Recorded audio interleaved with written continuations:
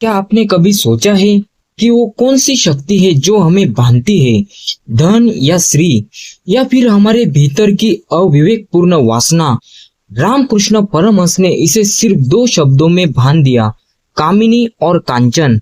आज हम जानेंगे उस गूढ़ रहस्य को जिसने एक बालक गदाधर को रामकृष्ण परमहंस बना दिया, जिसे समझे बिना विवेकानंद भी भ्रमित थे और जिसे जान लेने के बाद उन्होंने सन्यास की परिभाषा ही बदल दी।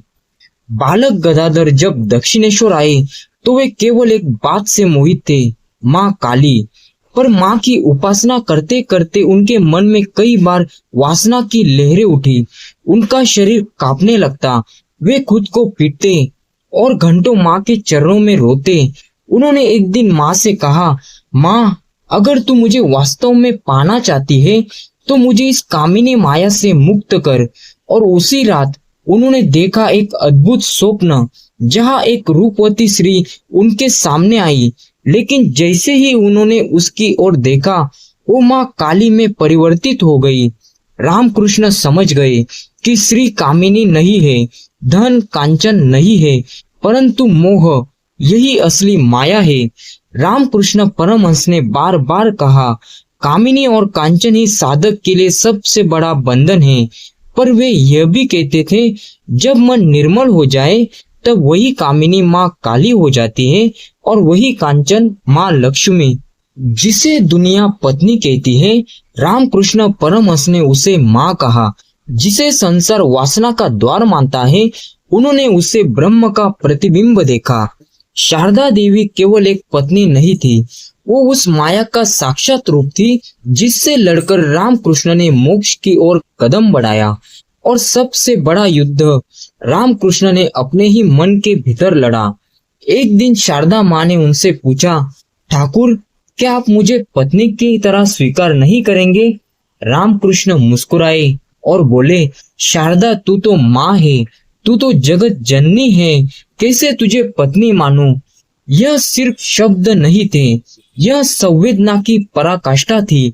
रामकृष्ण ने अपने भीतर उठती हर वासना की लहर को माँ में रूपांतरित कर दिया था।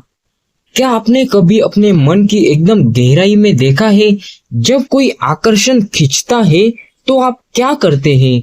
रामकृष्ण उसे दमन नहीं करते थे, वो उसे माँ में परिवर्तित कर देते थे। यही थी उनकी अलौकिक साधना।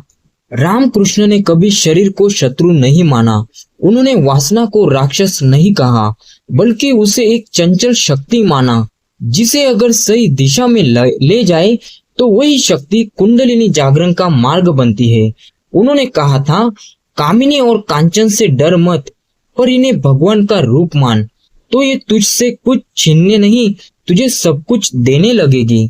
रामकृष्ण ने अपने शरीर को देवता का मंदिर माना, उन्होंने अपनी वासना को काली की आराधना में बदल दिया और शारदा माँ को एक ऐसी जीवित मूर्ति जिसकी पूजा उन्होंने जीवन भर की। क्या हम ऐसा कर सकते हैं? क्या हम अपने भीतर के आकर्षण को विनाश का कारण नहीं बल्कि जागरण का माध्यम बना सकते हैं? शायद नहीं, पर अगर हम रामकृष्ण को समझें तो धीरे धीरे हम भी इस कामिनी को काली कृष्ण रूप में देखना सीख सकते हैं। रामकृष्ण की साधना हमें सिखाती है, त्याग का मतलब वस्तु का त्याग नहीं, आसक्ति का त्याग है।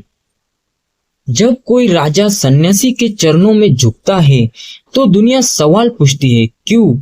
और जब सन्यासी उस राजा से कहे, मैं तो उस खजाने का मालिक हूँ जिसे तू खोज भी नहीं सकता, तो प्रश्न उठता है, वो खजाना क्या है? रामकृष्ण के जीवन में धन कई बार आया, दान के रूप में, भक्तों के प्रेम के रूप में, राजाओं और व्यापारियों की भेंट के रूप में, पर उन्होंने हर बार कहा, कांचन का मोह आत्मा की दृष्टि को अंधा कर देता है। एक दिन रानी रसमनी ने उन्हें सोने की मोहरों से भरी एक थैली भेजी। ठाकुर ने वह थैली हाथ में ली और अगले ही पल जोर से फेंक दी।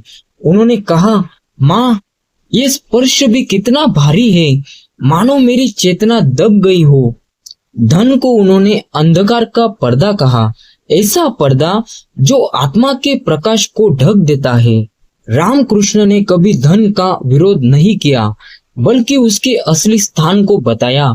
उन्होंने कहा, धन का काम है सेवा करना, न कि आत्मा को नियंत्रित करना।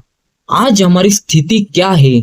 हम धन के पीछे दौड़ते हैं, पर रामकृष्ण हमें रोक कर पूछते हैं, क्या तू धन का मालिक है या तू उसका दास बन गया है?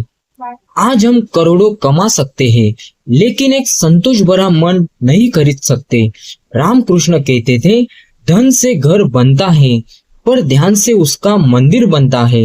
उन्होंने कांचन को अस्वीकार नहीं किया, उसे तपस्वी के लिए विष कहा और सेवक के लिए साधन। इसलिए उन्होंने कांचन को त्यागा नहीं, बल्कि माँ लक्ष्मी का रूप मानकर उसके मोह को त्यागा। कामिनी और कांचन जब तक मोह का आवरण है, वो बंधन है, लेकिन जब वे माँ के रूप में देखे जाए तो वे मोक्ष के द्वार बन सकते हैं। रामकृष्ण परमहंस कभी गृहस्थ जीवन से भागे नहीं। उन्होंने उसे अवरोध नहीं, बल्कि एक साधना का अवसर माना।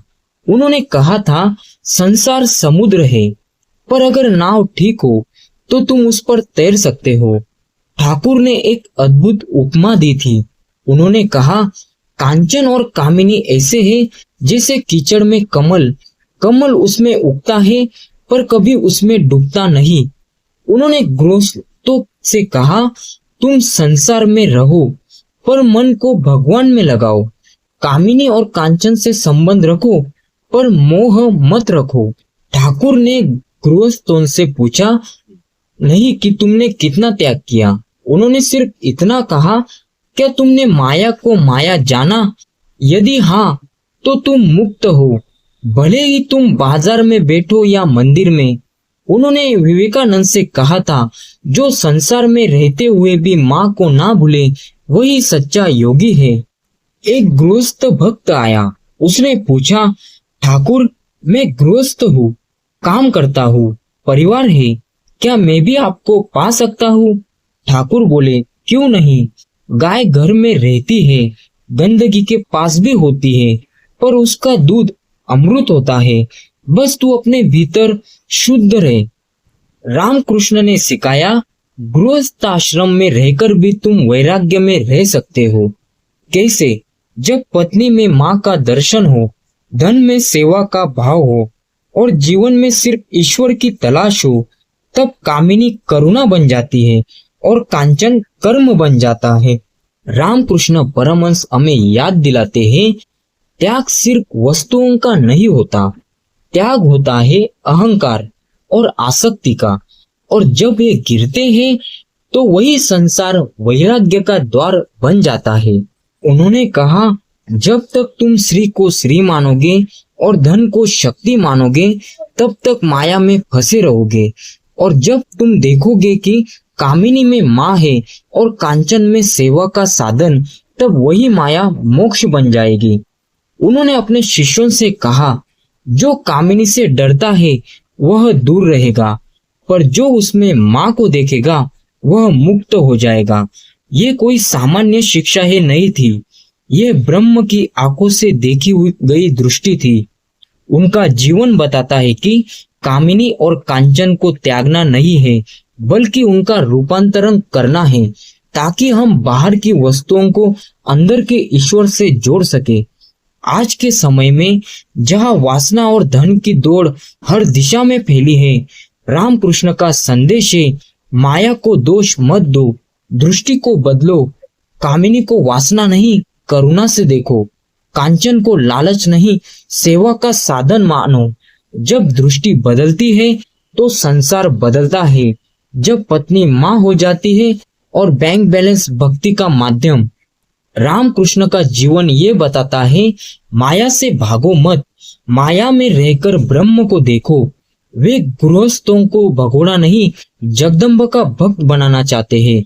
उन्होंने माँ काली से एक बार कहा था, माँ, मैं तुझ में सब कुछ देखता हूँ, कामिनी भी, कांचन भी, ब्रह्म भी, तू ही सब है। और तब उन्होंने कहा, जैसे जल में कमल, मैं संसार में हूँ, पर उसमें डूबा नहीं। रामकृष्ण परमहंस हमें सिखाते हैं, कामिनी और कांचन का त्याग मत करो, उन्हें साध लो, उन्हें माँ बना लो, उन्हें ब्रह्म बना दो। यही उनका अंतिम संदेश है, यही है मुक्ति का मार्ग। अगर रामकृष्ण परमहंस की यह दृष्टि आपके भीतर कुछ बदल गई हो तो इस वीडियो को अपने हर उस मित्र तक पहुंचाइए जो आज भी संसार से डर रहा है या संसार में फंस गया है। शायद उसके भीतर का भी ब्रह्म जाग जाए।